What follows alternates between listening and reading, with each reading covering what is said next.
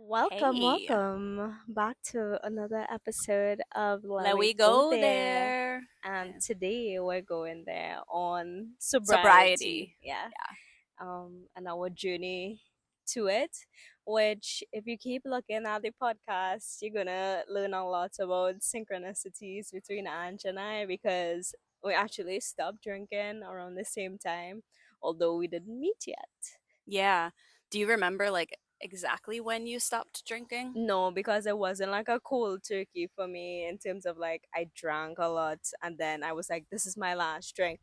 Um, I feel very aligned in the way I stopped because I started seeing like so many TikToks about scientific studies which said that there is no safe amount of alcohol that you can consume, and I didn't just like get it from TikTok. The World Health Organization does confirm this. There is no safe limit of alcohol that you can consume. So why put something in your body that since high school I learned was a depressant, and since later on in life I learned is a carcinogen. Like why would you put something in your body that's known to cause specific type of cancers that are, well, who would have thought, like, like the most typical types of cancer you find because everybody drinks. It's like so ingrained in our culture. I mean, not everybody, but most people do drink.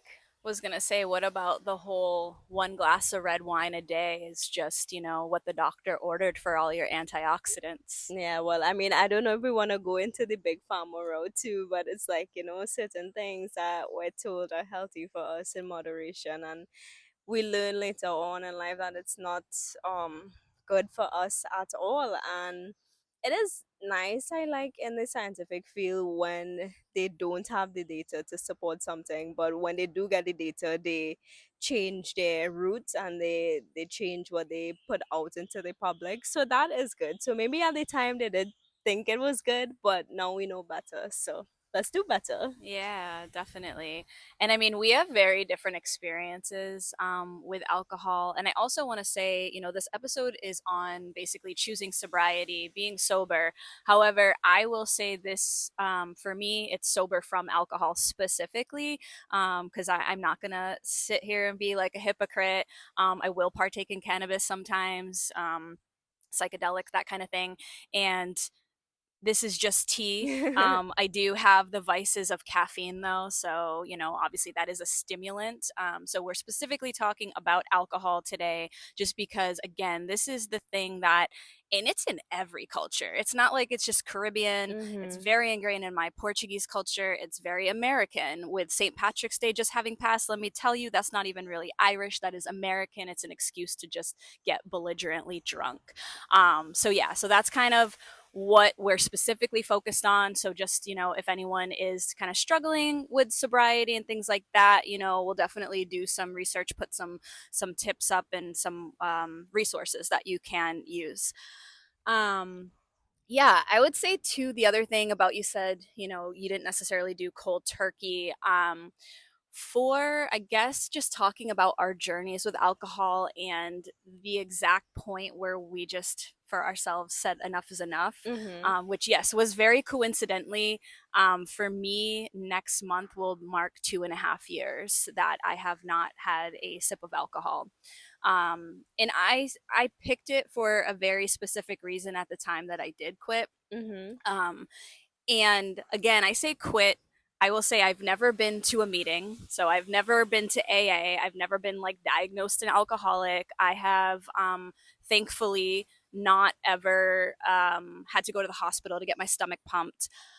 But it doesn't need to get to this point to realize that there's a problem. Absolutely. And I think that's where I was at. So with my journey with alcohol, it is quite the interesting one. I did actually have my very first drink at 5 years old. So yeah, that's what I said, five. And that was, my grandfather just asking me if I wanted a sip of beer. Like I wanted to just try it. Yeah. And I really didn't want to try it. I did try it. I didn't like it. And then, from there, I definitely remember times being sick. And again, this is in my culture. And when I say my culture, I'm talking Portuguese, like European. It is very common for, teenagers and whatnot to be having, a glass of wine at the dinner table. That is kind of just a thing that is Mm. very ingrained in that kind of culture. Um, but I definitely have a lot of alcoholism that Mhm. runs in the bloodline that I hail from on both sides. So it is something that, understandably so, this can be hereditary and a lot of times is. And so I think in the back of my mind, knowing that when I did get to the point that I felt like it wasn't serving me anymore, then that's when I kind of decided to call it quits for good with it. um, but yeah, I don't know if you want to go there, because I feel like mine might be way longer. If you want to go there on when you had your first drink, if you can remember that, anything kind of like significant around Ooh. it, and then kind of what made you decide, like, yeah, this is going to be it. Um, to say like I remember exactly what my first drink was, I don't think so. I think it would have been like out clubbing when you get into the clubs when you're younger than the age or whatever. Um, and like thinking back on it now, most of my drinking times was with the person who abused me, who molested me. Mm. Um, and for a long time after that, I just told myself, oh, maybe alcohol just makes me sleepy. And one of the things I am so glad that has happened because I stopped using alcohol is like no one could ever have that power over me again to like make me not lose track of time or like just not have control over my body in that way for them to take advantage of me. um but yeah, so when I was a teen, early teen, 15, 16, go down the line, and of course in your teen with your teen angst and everything, it's like the thing to do, right? Like you may not have all the ways or have not yet explored all the ways to like express yourself, so you turn to alcohol. It's the fun trendy thing of the time. Release your inhibitions. Yeah, Yeah. definitely. Hmm. Of course, had a lot of fun times, but also had a lot of things that happened that I necessarily won't look back and be like, yeah, I'm glad I did that. So, and later on in life, something kind of clicked in me, and again, like everyone is on their healing journey and everything. I felt like I don't want to spend my money on alcohol per se. I worked in marketing a lot, so I was like, if I am going to consume it, I might as well be making money from it. So I was like a promo girl, and you were also a promo girl, so we also have that in common. So I did that for a little bit, and then I actually worked in advertising, and I one of the brands that we had was like an alcoholic brand, a couple of alcoholic brands for like the Trinidad and Tobago and also like in the region. So I have my fair share of partaking and like also like promoting alcohol. And somehow with that shift in my mindset to like not really spend money behind it, it just became less appealing to me, and I didn't drink because of like peer pressure or anything like that. Like if I went out with friends and they were drinking, I had no problem saying, yeah, I'll have a water. When they asked me, yeah, what are you drinking, to like get me a drink, I'd be like, like water is fine. And then I did my final marketing experience doing like promoting alcohol here in Tobago, and it was at that job where I was like, yeah, I think this is it for me. That's when I really started learning about how alcohol increases your risk of cancer and there's no safe amount. And I stopped, and then eventually I stopped working at that company altogether, and now I will never promote alcohol ever again. So that's where I'm at. Yeah. So where Amy dabbled in promo girl specifically with alcohol, I had a career in it. I promoted alcohol for about 10 years, I would say, and it was like a pretty full-time thing. I promoted other things too. I promoted like everything, maybe minus toilet paper up to this date, but yeah, specifically living in Los Angeles, Las Vegas. I promoted alcohol in Boston. Like I promoted alcohol everywhere. So I literally wasn't spending money on alcohol. Alcohol was making me a lot of money. And I would love to say that I was drinking water at the bars, but I definitely was partaking a lot of the times, that either, after the event or sometimes during the event. And so that was a thing.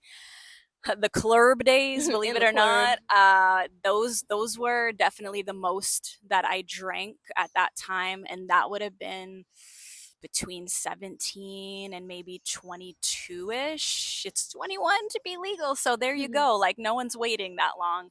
Um, so definitely did, and I never thought like, oh, this is wrong because it was always social. I wasn't just Mhm. going home and drinking on my own. And I think that's what we're so led to believe is that, social drinking is accepted. And it's actually like frowned upon if you are doing what you did and drinking the water and Yeah. not wanting to partake with everyone else because it is celebratory. You're happy, you drink. You're sad, you drink. You're angry, you drink. And as we know, like that is not a good combination to have those emotions because alcohol is a depressant and it will enhance a lot of these feelings that you have. There's always like kind of this joke that RIP Robin Williams made where it's like, you're in a bar and everyone is just like drinking heavily and then these guys just start fighting and they're like knocking each other out and it's like then someone just grabs a joint, they smoke it and they're just more chill, right? Not Yeah. to sit here and promote cannabis, but just to see the difference is like there's a lot, not to say there's not the happy drunks, which I think this is where we kind of fall into that where it's like it's okay because I'm happy and I'm bringing light to the situation when I am drinking. And I would say overall, I was more of a happy drunk than I was like the emotional drunk or, the angry drunk or anything like that. But either way, there's always the next day. Yeah. And when you are a teenager in early 20s, You recover. hangovers are not really a thing, as you get older, as I was into my 30s, I definitely did have those mornings where I regretted the night before. I would definitely say, without a doubt, I do have regrets of things I did when I had alcohol in my system. Not to punish myself for it. I am on a healing journey for a reason, but I definitely do feel like decisions I made, people I had relations with, it just wouldn't have happened if I didn't have alcohol in my system, and that's a fact. Mhm. Um, and then yeah, definitely something definitely not proud of because it really shouldn't even happen once is driving while intoxicated. Luckily nothing happened, as in like never got into an accident, never injured anyone else or myself, but that's besides the point because there Yeah. are so many people that that's not their stories.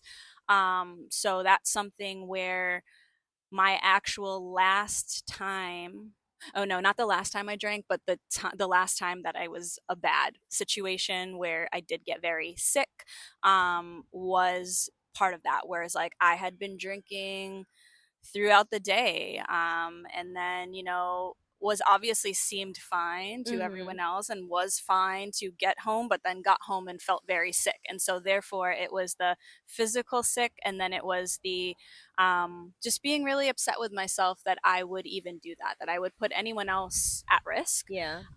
So that's where I really started to question a lot of things. I will say this is during a period where a lot was kind of going on in my life. As I said, I a lot of times was working jobs, whether directly promoting alcohol or just having alcohol always around. Yeah. You know, the times where I lived in Las Vegas, it was the culture. It is the culture in Vegas. If you know, you know. It's for me it was Irish coffees, so Right. that's not even something you had to wait till 5 o'clock for. So all of that to say that it was a decision that I made for a lot of reasons, and I will share the most personal one that I made it for. And this is why I chose to stop when I did. Is, as I said, I have alcoholism in the family. And I had an aunt that I loved very dearly who struggled with alcoholism her whole life since about 14 years old. And like actually an alcoholic, actually drinking. First, it was the weekends, and then it was, crept into daily life by herself, all of that. Um, and this comes after I lost my grandfather at 8 years old from alcoholism. Basically, remember seeing him being jaundiced in the hospital, having cirrhosis of the liver, all of that, and then had another relative pass at 45, also alcohol related.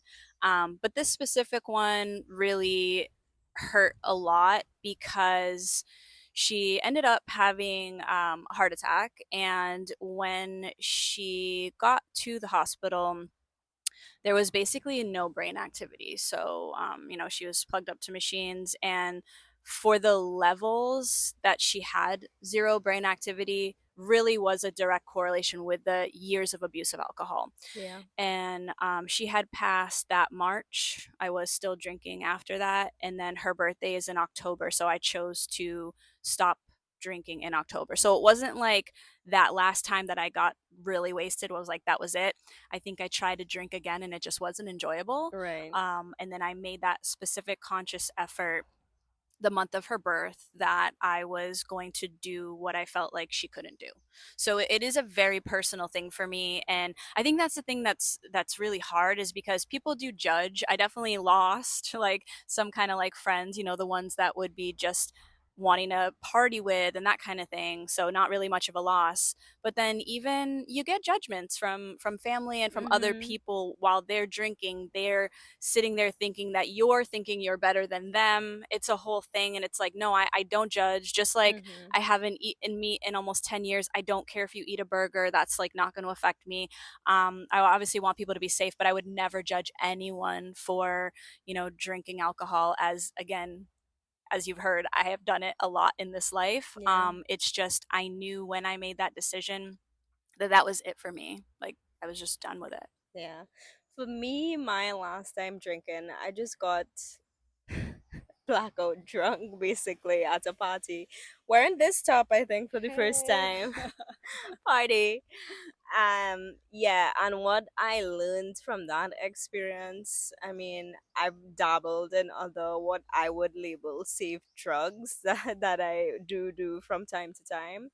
Um but when I had that experience, I was dealing with a lot. Well, I had a lot of pain and I didn't have the tools to cope with it. So I ended up drinking, trying to just like numb it out. And when you tell yourself, I'm fine, and you just drink and drinks, and then you run out of chaser and you like just drink it straight, it like messes with you. And like, it was a whole scene. It was the only time I believe my mom had to like take care of me when I was like drunk, and I am prideful that way. And that like I never wanted my mom to like see me like that. So thankfully I had a appointment booked with my therapist, well, a therapist, the next day, because I haven't been in therapy in a while, but um at the time like I really needed it. And yeah, I just like cried on the couch for the first 10 minutes, and I got the tools I needed to like never do it again. And now anytime I do any sort of substance, my first question to myself is, am I in a good place? Because you shouldn't do anything whatsoever if you're not in a good mental space and environment. Yeah, that's so important too, because that is the thing. We think like, oh, well, I'm just really stressed out or I'm just really sad. But again, especially if you're sad, understand alcohol is a depressant. So maybe for the time being, it wouldn't bring that out. But then the next day, there's that flood of emotions. And then there's also the physical part of it. So yeah, it's definitely something that's really good that you ask yourself that. Um, is like, am I doing this to escape, Mhm. or is this just like I'm in a good place, and like, whether it's cannabis or whatever else, it's just like this is something that is not going to affect me in that bad way, but is just something that I just want to do because I'm in a clear-headed Yeah. position to make that decision. Yeah. Yeah. Or it's gonna take me on a journey to get me Yeah, to somewhere yeah, better. Yeah. that's true too. Yeah. Yeah. So it all depends on the intention. And once your intention is in a good place, a healthy place for yourself, then do it. Yeah. Yeah. How do you feel now? Because I know we don't know the exact date, but it does seem like we stopped around the same time. So Mhm. it's just about 2.5 years. Because Yeah. I know for myself, I feel like, I've mentioned this in other episodes. I've been on a healing journey for 9 years, and I felt it just skyrocket Mhm. about 2.5 years ago, in especially the last 2 years, now that alcohol has not been in my system. And I can't ever, well, nothing to me is a coincidence anyway, but it is Mhm. just something where I feel like my third eye chakra is more open, my heart is more open. There's been, I wouldn't say like a complete, because that's enlightenment and I'm not there, but like small ego deaths, like not the Mhm. full, but just small ones. And I do feel alcohol is such a part of that, because it is such blocker, a Yeah, blocker of like it's a lot of just feelings, spiritual, anything that wants to come to you. It's like the alcohol is literally blocking it. mhm. So, It releases your inhibitions and it just takes it out into the ether. It's like mm, it yeah. releases too much. For me, I definitely feel like it's made me obviously more clear-headed. And I didn't used to do it a lot. I just used to do it in times where I needed a boost, I thought. Mm, Um, so far I just enjoy it. I feel so much clearer. I feel like I can psychoanalyze things better. Like, of course my brain power is much better now. um and it helps you as well to separate um the people that you like associate with. And again, it's not like in a judgment way, but it's like everyone is on their different journey and their different path, and some people don't want to be on a healing journey at all in the first place. And now I'm at the point where I want to surround myself with people who get that.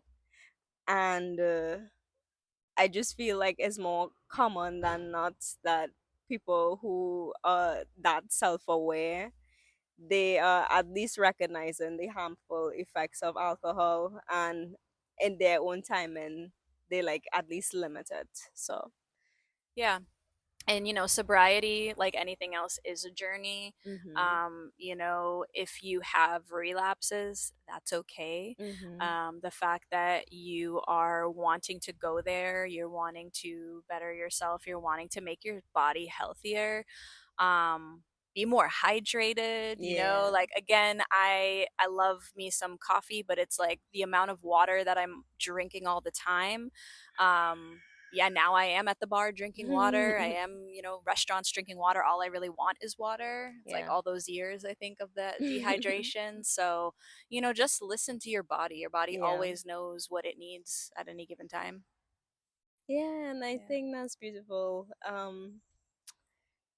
Yeah. Yeah. Yeah. So cheers. This is just Cheers. tea This and just this is just water. Wawa. Cheers to your sobriety journey if you're on one. Um, even if you're not, just make some healthy Yeah. decisions. Be good to yourself. Treat yourself Mhm. well. Yeah, be kind to yourself first and foremost. Alcoholism really hurts not just yourself, but the ones who love you. Yeah. But you need to take care of yourself, and the best way for you to even take care of your loved ones is to like really just do your best. Yeah. And if you were, born into family blood relations that, you had that already kind of against you, sending so much love with that too, because that's real, and it's really hard to make that choice when you're around it all of the time, and to kind of, again, be that misfit, be that person that stands up for themselves. But it's so important to do that, and just sending like all of the encouragement, support, and love, and that's what the community here is for too. So yeah. Yeah. So we love this. We love Yeah. connecting with you. And And sharing and being vulnerable and yeah. being honest, because that's really the only way that we can truly learn how to navigate life. Yeah. And doing it sober is quite an interesting and beautiful thing. You Mhm. just see things different, Yeah. I think. If any of you have any resources yourself that think that you believe are very beneficial to others, please feel Mhm. free to drop them in the comments as well. Yeah. And we hope you continue to take great care of yourselves. We'll see you in the next one. Bye. Bye.